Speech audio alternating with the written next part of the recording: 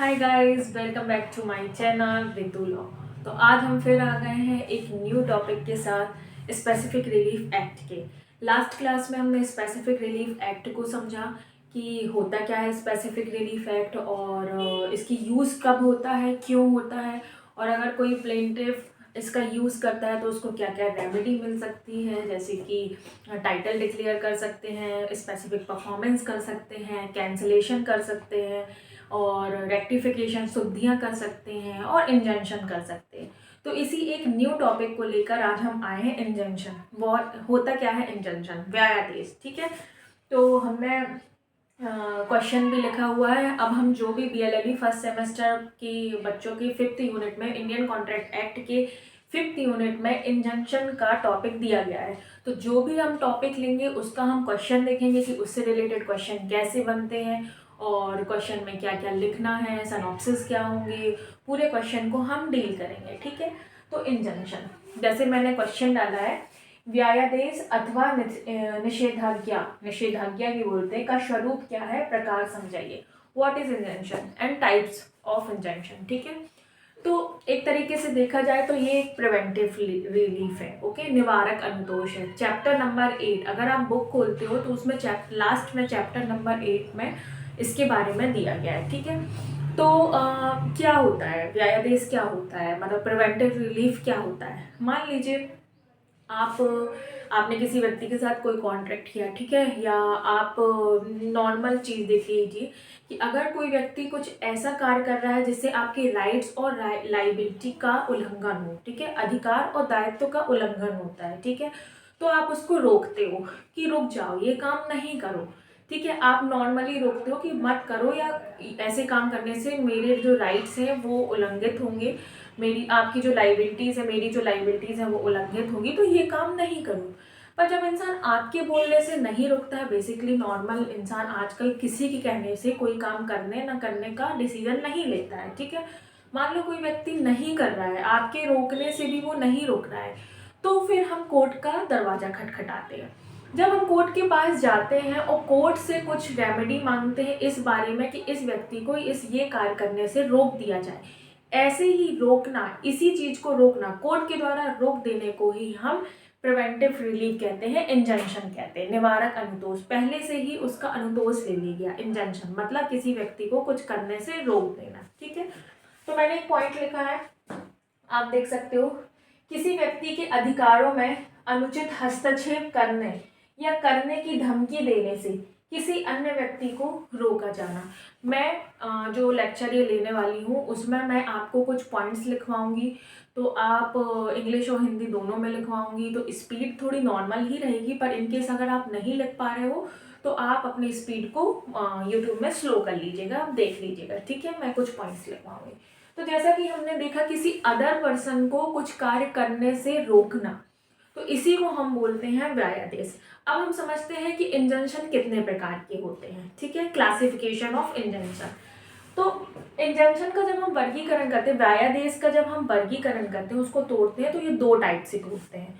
एक इसका नेचर, प्रकृति के स्वरूप कि इसका नेचर क्या है, और दूसरा इसका प्रोसेस, प्रक्रिया के तरफ से। ठीक है, तो अगर हम प्रकृति के आधार पर, नेचर के आधार पर इंजंक्शन का क्लासिफिकेशन करते हैं, तो ये दो टाइप के होते हैं। पहला होता है निषेधात्मक, निषेधात्मक प्रोहिबिटरी, ठीक है, निषेधात्मक व्यायादेश, और दूसरा होता है आज्ञापक, मैंडेटरी व्यायादेश। ठीक है, मैंडेटरी इंजंक्शन और प्रोहिबिटरी इंजंक्शन, निषेधात्मक व्यायादेश और आज्ञापक व्यायादेश, इसको हमने क्लासिफिकेशन किया है नेचर, प्रकृति के आधार पर। ठीक है, अब हम आते हैं प्रोसेस के आधार पर, प्रक्रिया के आधार पर।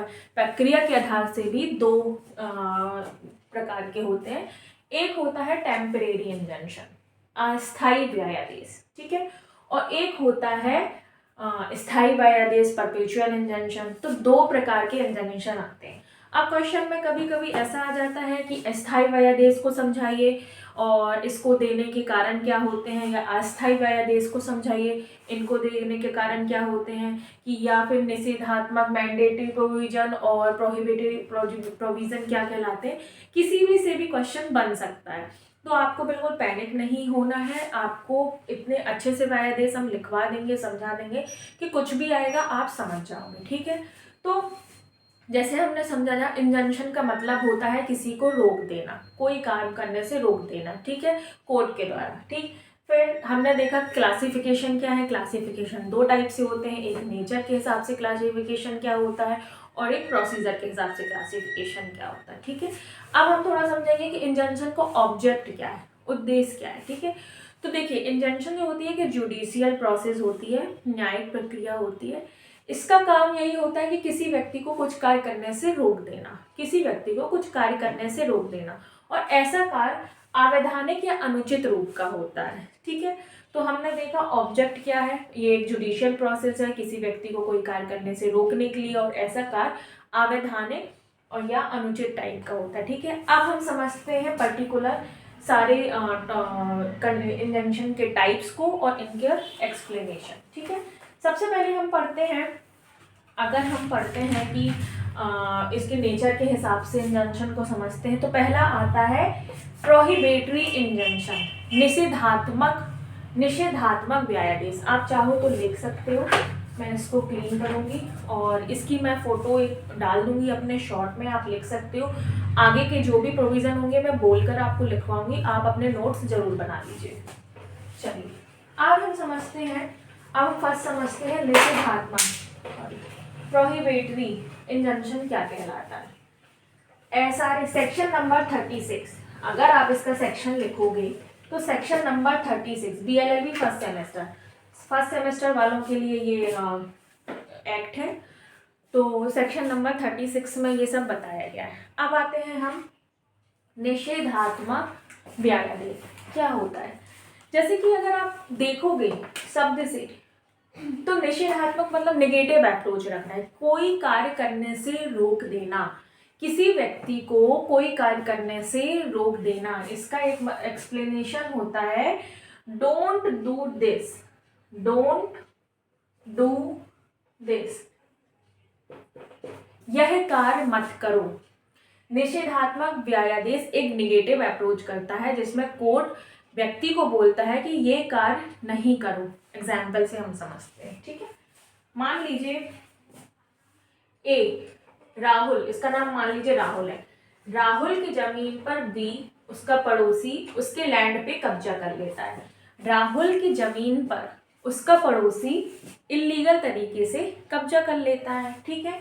और कब्जा करने के बाद वहां कंस्ट्रक्शन चालू कर देता है, कंस्ट्रक्शन चालू करके एक वॉल बनाने लगता है, एक दीवार बनाने लगता है, ठीक है। समझिए, हम निषेधात्मक व्यायादेश को समझ रहे हैं।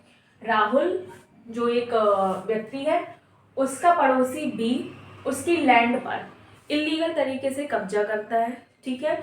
और वो कब्जा बस नहीं करता, कब्जा करके उस जमीन पे कंस्ट्रक्शन करके एक दीवार खड़ी कर लेता है, ठीक है। राहुल जाके बी को रोकता है कि भाई मत करो, ये मेरी जमीन है, पर बी नहीं सुनता है। अब राहुल क्या करेगा, राहुल को तो रोकना है कि कंस्ट्रक्शन मत करो, तो राहुल जाके कोर्ट में प्रोहिबिटरी इंजंक्शन की मांग करेगा, निषेधात्मक व्यायादेश की मांग करेगा। तो कोर्ट से बोलेगा कि सर ये इस तरीके से मेरी एक ज़मीन पे कब्जा कर रहे हैं और उधर पे वॉल बना रहे हैं, मैं आपसे चाहता हूँ कि आप उसको ऐसा व्यायादेश जारी करिए कि वो ज़मीन पे दीवार ना बनाए, कि मत करे। तो कोर्ट क्या करेगा, कोर्ट एक इंजंक्शन निकालेगा, निषेधात्मक प्रोहिबिटरी इंजंक्शन, जो कहता है कि डोंट डू दिस, राहुल के पड़ोसी तुम राहुल की जमीन पर जो कंस्ट्रक्शन करके दीवार बना रहे हो वो दीवार मत बनाओ। तो जैसे कि हमने देखा, इसका अप्रोच होता है negative approach, don't do this. तो आप लिख सकते हो अपने समझने के लिए कि डोंट डू दिस, निषेधात्मक जो व्यायादेश होता है वो किसी कार्य को ना करने के लिए, किसी कार्य को ना करने के लिए बोलता है, ठीक है। मैं इसके बारे में थोड़ा बोलती हूँ, आप चाहो तो लिख लेना। निषेधात्मक व्यायादेश प्रतिवादी को किसी कार्य को करने से अवरुद्ध कर नकारात्मक बाध्यता को परिवर्तित करने के लिए एक आदेश है जिसको वह ना करने के लिए बाध्य है। ऐसा आदेश भावी दोषपूर्ण कार्य कारित करने की दशा में प्रयोग किया जाता है। बेसिकली आप समझो ऐसा कोई व्यायादेश जो किसी व्यक्ति को कोई नकारात्मक कार्य ना करने के लिए दिया जाता है कोर्ट के द्वारा, ठीक है, और कोर्ट बोलता है कि ऐसा कार्य नहीं करो, डोंट डू दिस, तो उसको बोलते हैं हम प्रोहिबिटरी इंजंक्शन। तो अब आता है मैंडेटरी इंजंक्शन, आज्ञापक व्यायादेश, ठीक है। मैंडेटरी इंजंक्शन में की पॉइंट आप लिख लो, you must do it, you must do it.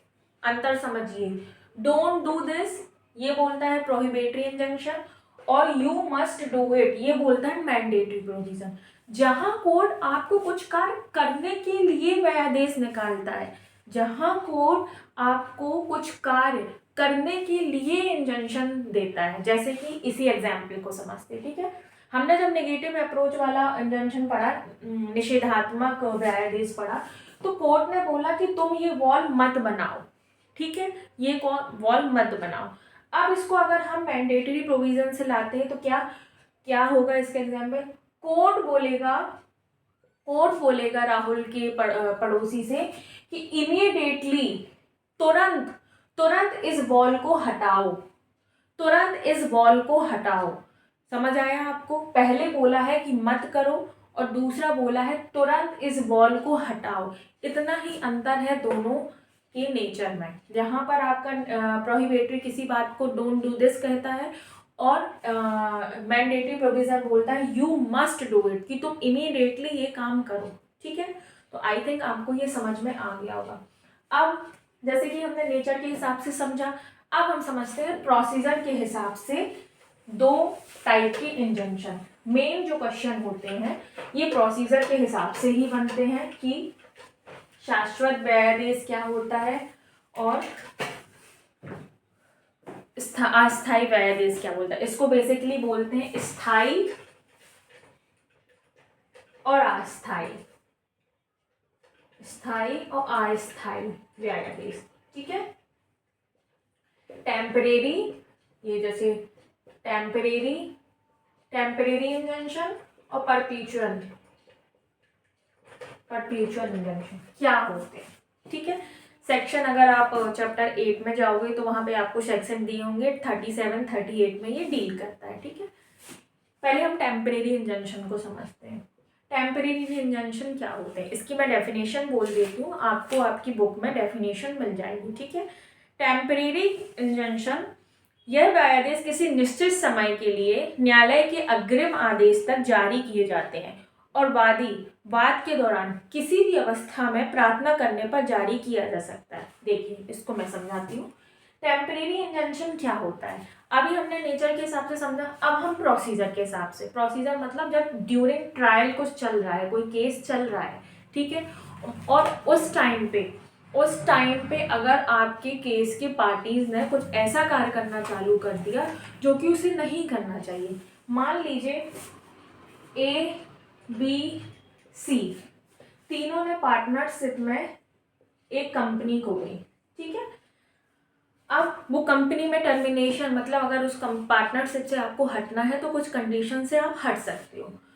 पर ए ने क्या किया, ए ने उस कंपनी की जो प्रॉपर्टी है उसको क्षति पहुंचाई, उसको क्षति पहुंचाना स्टार्ट कर दिया। कंपनी की जो प्रॉपर्टी है जिसमें पार्टनरशिप बनी थी उसको क्षति पहुंचाना चालू कर दिया। ए चाहता तो वो टर्मिनेट कर लेता कि मुझे नहीं करना, पर उसने ये रास्ता ना चुन के उस प्रॉपर्टी से, जो उस प्रॉपर्टी को उसको क्षति पहुंचाने लगा, ठीक है, जिससे बी और सी को लॉस हो सकता है। तो बी और सी कोर्ट के पास जाएंगे और उनसे टेम्परेरी इंजंक्शन ले लेंगे कि कोर्ट आप मुझे ऐसी टेम्परेरी इंजंक्शन ए के विरुद्ध जारी कर दो कि ए जो मेरी प्रॉपर्टी में कंस्ट्रक्शन है उसको क्षति पहुंचाने लगा है वो रुक जाए। क्लियर, इसी को बोलते हैं टेम्परेरी इंजंक्शन। अब देखो टेम्परेरी इंजंक्शन कब लागू होता है, जब कोई केस चल रहा हो, ठीक है, ड्यूरिंग पेंडेंसी हो, जब कोई केस इंस्टीट्यूट हो गया हो और उसका जजमेंट नहीं आया, निर्णय नहीं आया, ड्यूरिंग पेंडेंसी कोई कोई केस चल रहा है, तो पार्टीज इस स्टेज पे किसी भी टाइम टेम्परेरी इंजंक्शन ले सकता है। इसके नाम से ही पता चलता है अस्थायी व्यायादेश। अस्थायी मतलब पूरे टाइम के लिए नहीं, एक लिमिटेड टाइम के लिए। और वो लिमिटेड टाइम क्या होगा, वो कोर्ट डिसाइड करेगा। आप मांग जरूर सकते हो, पर आप जजमेंट के पहले टेम्परेरी इंजंक्शन मांग सकते हो। मान लीजिए किसी का प्रॉपर्टी इशू है, ठीक है, प्रॉपर्टी इशू है टाइटल का, और दोनों पार्टीज ने कोर्ट में केस लगाया है, ठीक है, केस चल रहा है, केस चल रहा है, पर जो पार्टी बी है उसको टाइटल नहीं मिला उस प्रॉपर्टी का, पर जाके वहां कंस्ट्रक्शन करने लगा, कंस्ट्रक्शन करने लगा ना। टाइटल तो तब डिसाइड होगा जब जजमेंट आ जाएगा, वो डिसाइड हो जाएगा, पर उसके पहले ही जो पार्टी बी है वो वहां पे कंस्ट्रक्शन स्टार्ट करने लगा। तो ए क्या करेगा, ए कोर्ट के पास जाएगा और टेम्परेरी इंजंक्शन की स्टेज है जजमेंट आने के किसी भी टाइम के पहले, जजमेंट के पहले किसी भी स्टेज पर, जजमेंट के पहले, चाहे तो आप लिख लो जजमेंट प्रनाउंस होने के किसी भी स्टेज पर न्यायालय के आदेश तक, न्यायालय के आदेश तक टेम्परेरी इंजंक्शन मिल सकता है, ठीक है। तो ए क्या करेगा, ए कोर्ट के पास जाएगा कि सर अभी टाइटल डिसाइड नहीं हुआ है, फिर भी ये व्यक्ति उस प्रॉपर्टी में कंस्ट्रक्शन स्टार्ट कर दिया है और मैं आपसे चाहती हूँ कि आप ऐसे कंस्ट्रक्शन को कुछ समय तक रोक दिया जाए। तो एक अस्थायी टेम्परेरी इंजंक्शन कोर्ट दे देता है, ठीक है। आई थिंक आपको समझ आया होगा टेम्परेरी इंजंक्शन क्या होता है। इसमें आपको 3 की पॉइंट्स रखने हैं। सबसे पहले मैं बता दूं टेम्परेरी इंजंक्शन की हमारी स्पेसिफिक रिलीफ एक्ट में डेफिनेशन दी गई है, पर इसकी जो पूरी प्रोसीडिंग है ये सीपीसी में दी गई है, सिविल कोड संहिता ऑर्डर नंबर 39 में। जब आप कभी किसी और सेमेस्टर में आप सिविल सीपीसी पढ़ेंगे तो उसमें ऑर्डर नंबर 39 में पूरी प्रोसीडिंग दी गई है टेम्परेरी इंजंक्शन की, और एसआरए में सिर्फ टेम्परेरी इंजंक्शन को थोड़ा समझाया गया है। क्लियर, चलिए तो इसके बारे में थोड़े की पॉइंट्स आप लिख सकते हो, मैं बोलूँगी तो आप लिख लीजिएगा, हेडिंग डाल लीजिए। फर्स्ट में essential condition for issuing temporary injunction, अस्थायी निषेधाज्ञा अथवा व्यायादेश जारी करने की आवश्यक शर्तें, ठीक है। एसेंशियल कंडीशन हम पढ़ रहे हैं। फर्स्ट पॉइंट डाल दीजिए, जहां मैं बोलती हूँ जहां वादी अंतिम आदेश द्वारा व्यायादेश प्राप्त करने के लिए सद्भाव से प्रार्थना कर रहा है, ठीक है। सेकंड, इंग्लिश में भी बोलूँगी, पहले मैं हिंदी में बोल देती हूँ। सेकंड, यदि वाद का अंतिम निर्णय हो तो सुविधा का संतुलन किसकी तरफ होगा। अभी जो मैं आपको लिखवा रही हूँ, मैं आपको एसेंशियल कंडीशन लिखवा रही हूँ कि कौन सी शर्तों पे, किन शर्तों पे टेम्परेरी इंजंक्शन लागू हो सकता है। उसकी कुछ कंडीशन है, 5 कंडीशन है, ठीक है। फर्स्ट कंडीशन थी वादी अंतिम आदेश द्वारा व्यायादेश प्राप्त करने के लिए सद्भाव से प्रार्थना कर रहा है। सेकंड है यदि वाद का अंतिम निर्णय हो तो सुविधा का संतुलन किसकी तरफ होगा। थर्ड, वादी का प्रथम दृष्टया वाद में अधिकार और उसका न्यायालय में पेश करने का अधिकार बनता है, ठीक है। फोर्थ पॉइंट लिख लीजिए, न्यायालय इस बात से संतुष्ट हो कि यदि व्यायादेश जारी नहीं किया गया हो तो वादी को अमूल्य क्षति पहुंच सकती है जिसकी पूर्ति आर्थिक प्रतिकर के रूप में नहीं की जा सकती है। नेक्स्ट है लास्ट, न्यायालय यह भी देखेगा कि वाद के अंतिम निर्णय पर वादी को स्थायी व्यायादेश प्राप्त करने का अधिकार होगा या नहीं। ये पॉइंट्स आप लिख लीजिएगा, नोट्स बना लीजिएगा। 5 एसेंशियल एलिमेंट हैं बीएलएलबी फर्स्ट सेमेस्टर वाले। ये 5 एसेंशियल एलिमेंट्स है कि किस पॉइंट में आपको टेम्परेरी इंजंक्शन निकालना पड़ेगा। मैंने बोल दिया है, आप चाहो तो स्लो करके वीडियो देख सकते हैं। इंग्लिश वाले भी लिख लीजिए, इंग्लिश वाले भी डालिए अपना point. The plaintiff, first point, the plaintiff is essential condition temporary injunction की। The plaintiff is praying in good faith for an injunction by final order. Second point, if the letter is the final decision in whose favor will the balance of convenience lie. Third point, the plaintiff has a prima facie right in the suit and a right to be presented in court. Next, the court is satisfied that if the injunction is not issued, the plaintiff may suffer invaluable loss which cannot be compensated by monetary compensation. ठीक है. Next है, the court will also see whether the plaintiff will have a right to obtain a permanent injunction on the final decision of the suit. आप थोड़ा सा slow करके लिख लीजिएगा ये एसेंशियल एलिमेंट्स. अब हम एक एक एसेंशियल एलिमेंट को समझ रहे हैं कि ऐसी क्या रीज़न है कि टेम्परेरी इंजंक्शन दिए जा रहे हैं. तो जैसे हमने फर्स्ट पढ़ा, फर्स्ट में आपका गुड फेथ देखा जाता है कि ये गुड फेथ से आए हैं. कहीं ऐसा तो नहीं कि न्यायालय को परेशान करने के लिए ये लेकर आए हुए हैं, इंजंक्शन की दिला दी है न्यायालय का समय खराब करने के लिए. तो उसके लिए आप लिख सकते हैं. ठीक है.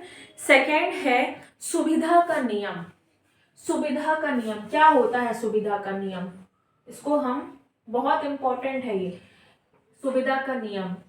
अगर सुविधा का नियम नहीं है तो टेम्परेरी इंजंक्शन नहीं दे सकते. मान लीजिए, इसको एक एग्जाम्पल से समझते हैं. कोर्ट देखता है कि किस पार्टी को कितनी क्षति पहुंच रही है और किस पार्टी को सच में ज़्यादा ज़रूरत है इंजंक्शन की. यही होता है सुविधा का नियम. ठीक है. Rule of convenience. ठीक है. क्या होता है, मान लीजिए ए का नाम मीना है. ठीक है. मीना की एक छोटी सी शॉप है.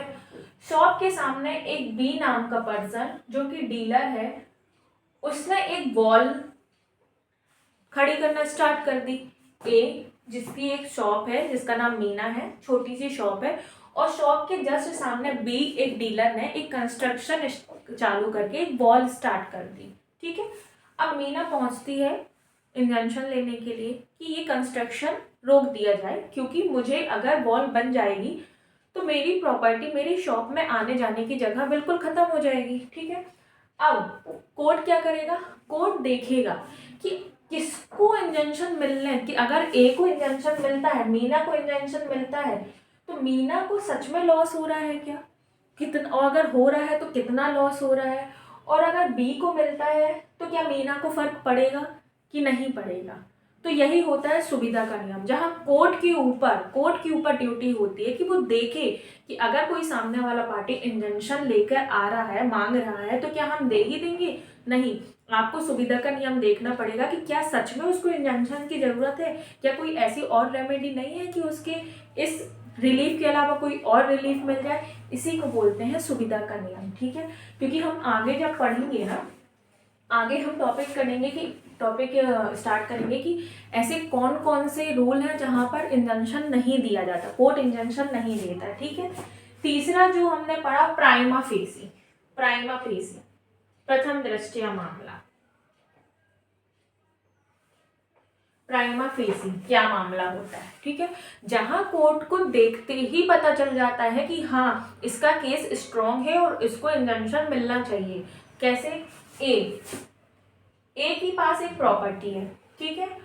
और उस प्रॉपर्टी के उसके पास रजिस्ट्री भी है, डॉक्यूमेंट भी है. उस प्रॉपर्टी में बी आके इलीगल पोजेशन करके वहां कंस्ट्रक्शन या कोई काम चालू करने लगता है. समझिए, ए के पास एक प्रॉपर्टी है जिसकी रजिस्ट्री के डॉक्यूमेंट है, सारे प्रॉपर्टी से रिलेटेड डॉक्यूमेंट है. ठीक है. बी आके उस प्रॉपर्टी में इलीगल तरीके से आके कब्जा कर लेता है.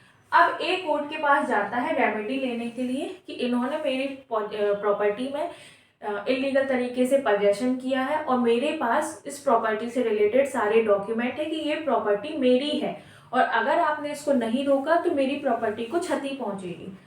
तब कोर्ट देखेगा प्राइमा फेसी कि केस बन रहा है कि नहीं। तो कोर्ट क्या देखेगा कि हाँ इसके पास उस प्रॉपर्टी से रिलेटेड सारे डॉक्यूमेंट हैं, मतलब ये प्रॉपर्टी इसकी ही है, और अगर मैंने बी के विरुद्ध इंजंक्शन नहीं दिया तो इसकी प्रॉपर्टी को डैमेज होगा। यही होता है प्राइमा फेसी इंजंक्शन के लिए टॉपिक, मतलब कंडीशन। ठीक है, तो प्राइमा फेसी ये होता है। आई होप आपको समझ आ गया होगा। एक और आता है, ये मैं आपको पॉइंट समझा रही हूँ, जो मैंने अभी आपको पॉइंट्स लिखवाए हैं ना, उन सारे पॉइंट्स को समझा रहे हैं कि ऐसा क्यों हो रहा है, कि इस रीजन से इंजंक्शन मिल रहा है। नेक्स्ट आता है प्रतिकर से पूर्ति नहीं। प्रतिकर से, जहां पर प्रतिकर से पूर्ति नहीं, जहां पर आपको मनी डैमेजेस जो कंपनसेशन दिया जाता है मनी के रूप में, वो आपकी रेमेडी नहीं है, आपको इंजंक्शन ही चाहिए। मान लीजिए ए का घर है, और ए के घर के सामने जो बी है, बी की एक कंपनी है। ठीक है, ए है और ए के घर के सामने बी की कंपनी है। उस कंपनी से जहरीली गैस का रिसाव होने लगा। ठीक है, जहरीली गैस का रिसाव होने लगा। अब भी चाहता है कि इस गैस को रोका जाए। ठीक है, वो चला जाता है इंजंक्शन लेने के लिए कि कोर्ट, मेरे घर के सामने एक कंपनी है बी की, जिससे निरंतर डेली जहरीली गैस की प्रोडक्शन हो रहा है, जिससे मेरे हेल्थ में बहुत इफेक्ट पड़ रहा है। बी आ जाएगा, अरे ठीक है वो छोड़ो, 50,000 ले ले, 10 लाख ले ले, 30 लाख ले ले। तो क्या यहाँ मनी कंपनसेशन रेमेडी है? क्या मनी से उसकी हेल्थ पे इफेक्ट पड़ना बंद हो जाएगा? नहीं ना। तो अब ऐसे कोई रीजन जहाँ पर कंपनसेशन जो मनी है वो आपका फुलफिलमेंट नहीं कर रही है रेमेडी, वहां इसी को बोलते हैं जहां प्रतिकर से पूर्ति नहीं की जा सके। ऐसी चीज जो आपका पैसा नहीं रिकवर कर देता। किसी की मौत हो जाएगी तो क्या पैसे से आ जाएंगे? नहीं ना। तो वही चीज बोलता है। तो ये 4-5 प्रकार की चीजें ऐसी होती है जिससे आप इंजंक्शन ले सकते हो।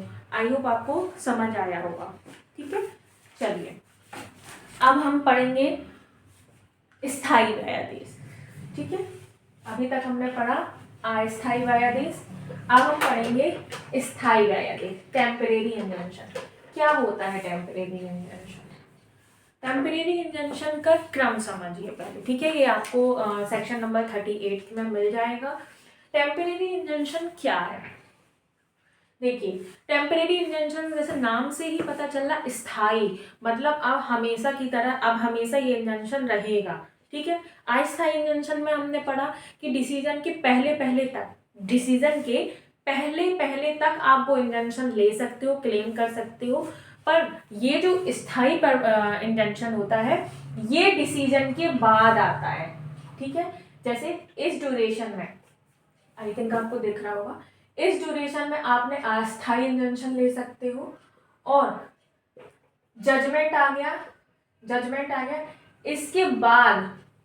इसके बाद आप स्थायी इंजंक्शन लेते हो, स्थायी परपेचुअल इंजंक्शन। ठीक है, क्या होता है ये? अगर इसकी मैं डेफिनेशन पढ़ूं तो इसकी डेफिनेशन कुछ इस तरीके से है कि वह व्यायादेश, ऐसा व्यायादेश जो किसी केस के जजमेंट के अंत में तथा डिक्री का ही भाग है। जब आप सीपीसी पढ़ोगे ना तो सिविल मैटर में जजमेंट आता है और जजमेंट की एक डिक्री बनती है। ठीक है, हमेशा आप देखोगे कुछ केसेस, आप जब सीपीसी पढ़ोगे तो उसमें आपको जजमेंट, डिक्री सब कुछ पढ़ाया जाएगा। ठीक है, तो ये बोलते हैं ऐसा व्यायादेश तो जजमेंट के बाद डिक्री का ही भाग है। ठीक है, और कार्यवाही के अंत में दिया जाता है। यह व्यायादेश असीमित समय तक अपना प्रभाव रखता है। देखिए, जब हमने यहाँ से यहाँ का प्रोसीडिंग पढ़ी तो ये अस्थायी व्यायादेश है। जब अस्थायी व्यायादेश होता है, ड्यूरिंग ट्रायल होती है, तो इसी ट्रायल के बीच में एग्जामिनेशन चलता रहता है। मान लीजिए हमने एग्जामिनेशन के स्टेज पे ही ले लिया, डॉक्यूमेंट प्रेजेंटेशन के स्टेज पे ही ले लिया, क्रॉस के स्टेज पे ले लिया, मतलब किसी भी स्टेज पे आप ले सकते हो। जजमेंट नहीं आया पर आप किसी भी स्टेज पे ले सकते हो। पर जो स्थायी व्यायादेश होता है ये पूरे जजमेंट के निचोड़ के बाद आता है, पूरे केस के निचोड़ के बाद आता है। ये मेरिट डीमेरिट में लोगों को सुनने के बाद जब हम पढ़ेंगे, नेचुरल जस्टिस का सिद्धांत होता है जिसमें दोनों पार्टीज़ को सुना जाता है, उनके डॉक्यूमेंट प्रेजेंटेशन देखे जाते हैं, विटनेस देखे जाते हैं, क्रॉस चीफ मुख्य परीक्षा प्रति परीक्षा सब हो जाता है, उसके बाद ही जजमेंट आता है। ठीक है, तो जजमेंट के बाद ये स्थायी व्यायादेश लागू होता है, चालू किया जाता है और अनंत काल तक, जब तक कोर्ट चाहे या जो भी समय है कि अनंत काल तक होगा, अनंत काल तक होता रहता है। ठीक है, चलिए जैसे कि मान लीजिए ए और बी, ए की एक प्रॉपर्टी है और वो किसी रिवर के बाहर है। ठीक है, तो किसी ने परमानेंट, और वो रिवर के, जहाँ से रिवर है वहाँ कोई कंस्ट्रक्शन चालू कर दिया। अगर वो कंस्ट्रक्शन चालू कर दिया तो रिवर की जो धारा है, जो प्रवाह है, वो चेंज होने के चांसेस हैं। ठीक है, तो ये बहुत ज़्यादा डैमेज होगा ना, कि अगर नदी की जगह आप कहीं कुछ कंस्ट्रक्शन चालू कर दोगे या कुछ रोक दोगे तो नदी का प्रवाह चेंज हो जाएगा, और नदी का जब प्रवाह चेंज हो जाएगा तो कहीं और डैमेजेस, कहीं गांव में पानी भर जाए, कहीं भर जाए। तो यहाँ ऐसी कुछ कंडीशन में जाके परमानेंट स्थायी व्यायादेश ले लिया जाता है कि अनंत काल तक आप ऐसी जगह कोई कंस्ट्रक्शन नहीं करोगे, कुछ नहीं करोगे, मतलब उसको चेंज नहीं करोगे। ठीक है, इन्हीं ऐसे कई उदाहरण है जो आप देख सकते हो। चलिए, तो अब हम पढ़ेंगे अस्थायी व्यायादेश। अभी तक हमने पढ़ा स्थायी व्यायादेश कब मिलते हैं। ठीक है, अस्थायी व्यायादेश के मिलने के कारण क्या है, अब स्थायी व्यायादेश मिलने के कारण क्या है उसको भी लिख लीजिए, लिख लीजिए, मैं बोल देती हूँ जल्दी से। ठीक है, लिखिए, पहला पॉइंट, शाश्वत व्यायादेश मिलने के कारण जारी कब कर सकते हैं, आप डाल सकते हो फर्स्ट। ठीक है, ये शाश्वत व्यायादेश है, ये सेक्शन 38, अगर आपको लिखना हो लिख सकते हो, हम बुक में आपको मिल जाएगी डेफिनेशन। ठीक है, लिखिए, ये आवश्यक तत्व मैं बोल देती हूँ, शायद बच्चे कंफ्यूज हो जाए, इसलिए मैं लिखवा देती हूँ। फर्स्ट है, जहाँ वादी प्रतिवादी की संपत्ति का न्यासधारी हो, ट्रस्टी हो। ठीक है, सेकंड है, जहां हस्तक्षेप पहुंचाए गए या पहुंचाए जा सकने वाले वास्तविक नुकसान का निर्धारण करने के लिए कोई निश्चित मापदंड नहीं है। क्लियर। नेक्स्ट, जहां हस्तक्षेप ऐसा है कि आर्थिक प्रतिकर पर्याप्त अनुतोष नहीं होगा, मनी कंपनसेशन जो है वो पर्याप्त नहीं होगा। नेक्स्ट है, जहां न्यायिक कार्यवाहियों के बाहुल्य को रोकने के लिए व्यायादेश आवश्यक हो। क्लियर। इंग्लिश वाले लिख लीजिए, मैं बोल दे रही हूँ। फर्स्ट डालिए, एसेंशियल एलिमेंट या जारी करने के reason. First, where the plaintiff is a trustee of the defendant property. Second, where there are no fixed criteria for determining the actual harm caused or likely to be caused by the interference. Next है, where the interference is such that monetary compensation would not be sufficient relief. और last है, yes, if an injunction is necessary to prevent multiplicity of judicial proceeding. तो ये reason है किसी स्थायी व्यायादेश को जारी करने के लिए। पहला है, जहाँ वादी संपत्ति, जहाँ कोई प्लेंटिव की प्रॉपर्टी का डिफेंडेंट न्यासी हो, ट्रस्टी हो। ठीक है, ट्रस्टी होगा तो वो उसी की प्रॉपर्टी को बेचने लगेगा, वो कर देगा, तो इस चीज़ को रोकने के लिए अस्थायी व्यायादेश जारी किया जाता है। नेक्स्ट है कि जहाँ वास्तविक नुकसान निर्धारित करने का कोई निश्चित मापदंड नहीं हो, जैसे कि मैंने बताया था कि इतनी जहरीली गैस लीक हो रही है, इतनी कि उसका कोई मापदंड नहीं है, तो परमानेंट रोक दिया गया कि ऐसा कंस्ट्रक्शन, क्योंकि उस क्षेत्र में पूरी जनता को ऐसे गैस से बहुत प्रॉब्लम हो रही है, तो परमानेंट ही रोक दिया गया कि ऐसी कंपनी का कंस्ट्रक्शन ऐसा कुछ नहीं करेगा कि वहाँ जहरीली गैस लीक हो। नेक्स्ट आता है, जहाँ हस्तक्षेप ऐसा है कि आर्थिक प्रतिकर, इसी से वो डील करता है कि जहाँ आपका मनी देकर कोई रिलीफ नहीं मिल सकता। ऐसे कई केसेस होते हैं कि जहाँ लोग कहेंगे अरे पैसे ले लो, पर पैसे रिलीफ नहीं होते हैं, वो कार्य करना या ना करना रिलीफ होता है। ठीक है, और लास्ट है, जहाँ कोर्ट में केसेस को रोकने के लिए, केसेस की मल्टीसिपिटी मतलब बाहुल्य कार्यवाहियों को रोकने के लिए बहुत केसेस आ रहे हैं, उनको रोकने के लिए भी इंजंक्शन जारी कर दिया जाता है। तो आज हमने पढ़ा कि व्यायादेश क्या होते हैं, प्रिवेंटिव रिलीफ क्या होते हैं और इनके टाइप्स क्या होते हैं, दोनों टाइप्स को समझा, इनके रीज़न कि क्यों रीज़न दिए गए हैं। अब नेक्स्ट क्लास में हम इसको डील करेंगे कि ऐसे कौन से मामले होते हैं जहाँ पर व्यायादेश जारी नहीं किया जाता है। इस चैप्टर से सिर्फ 2 ही क्वेश्चन बनते हैं। पहले तो जो मैंने 4 टाइप के बताए हैं उनके बारे में पर्टिकुलर पूछ सकते हैं और कारण पूछ सकते हैं, या फिर ये पूछ सकते हैं दोनों में अंतर क्या है, स्थायी व्यायादेश और अस्थायी व्यायादेश में अंतर क्या है, तो आप बता सकते हो कि ये इस स्टेज में मिलता है, वो इस स्टेज में मिलता है, ये वो सीपीसी के द्वारा डील होता है, ये स्पेसिफिक रिलीफ एक्ट के द्वारा डील होता है, ये परमानेंट होता है, ये स्थायी होता है। इस तरीके से आप लिख दोगे, या फिर मैंडेटरी और प्रोहिबिटेड इंजंक्शन क्या कहलाते हैं वो समझा दोगे। अब एक क्वेश्चन बनता है कि ऐसे कोर्ट कब इंजंक्शन देने से मना कर सकती है। ठीक है, तो इस टॉपिक को हम नेक्स्ट क्लास में डील करेंगे। और अब जैसे भी क्लास आएगी उसमें मैं क्लास नंबर लिखती जाऊंगी, तो आप लिखते जाइएगा और नोट्स बनाते जाइएगा। जो भी दिक्कत हो, जो बच्चे मेरे से पर्सनली जुड़े हुए हैं वो मुझे व्हाट्सअप कर सकते हैं या आप कमेंट कर सकते हो। एंड आई होप आपको ये समझ में आया हो। Thank you.